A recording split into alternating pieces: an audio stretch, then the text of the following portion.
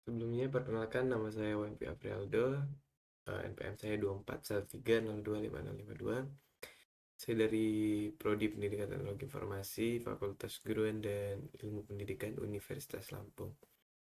Oke, baik. Jadi pada kesempatan kali ini saya akan membawakan materi yaitu perbedaan perangkat keras dan perangkat lunak.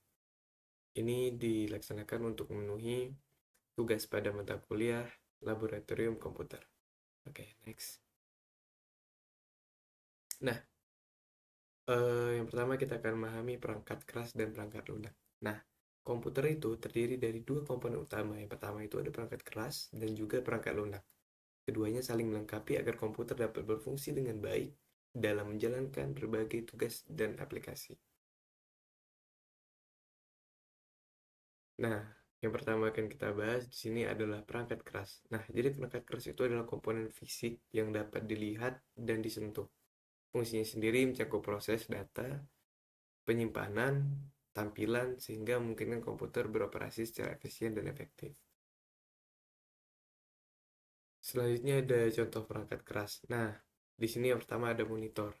Nah, monitor itu monitor, keyboard, dan mouse. Itu adalah beberapa contoh dari perangkat keras. Selain itu, mungkin contoh yang lain juga itu seperti fisik dari komputer atau PC. Itu juga adalah contoh perangkat keras dari sebuah komputer.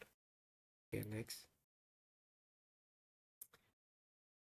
Nah, contoh perangkat keras yang ada di dalam komputer itu seperti CPU. Selanjutnya ada juga jika di luar komputer ada printer, proyektor. Nah, tiga ini juga adalah contoh dari perangkat keras.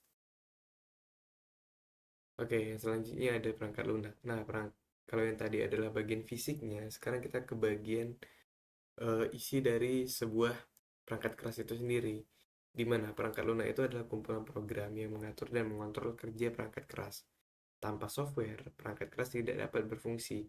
Ini menciptakan lingkungan yang memungkinkan pengguna untuk berinteraksi dengan komputer. Nah, jadi interaksi si komputer dengan manusia itu ada melalui si software ini atau perangkat lunak. Contoh dari perangkat lunak itu sendiri yang pertama ada sistem operasi seperti Linux, Windows, atau juga Android jika itu di HP. Sebenarnya ada macOS juga termasuk untuk HP-HP iPhone begitu. Sebenarnya ada Microsoft Office, browser. Selanjutnya ada contoh lain juga seperti software pemrograman. Biasanya kita pakai VS Code atau mungkin pakai Trigger. Selanjutnya antivirus dan aplikasi-aplikasi umum yang lainnya. Itu adalah contoh software atau perangkat lunak dari sebuah komputer. Oke, next. Nah, perbedaan hardware dan software itu hardware itu seperti yang sudah dikatakan tadi, hardware itu bersifat fisik dan dapat disentuh pastinya.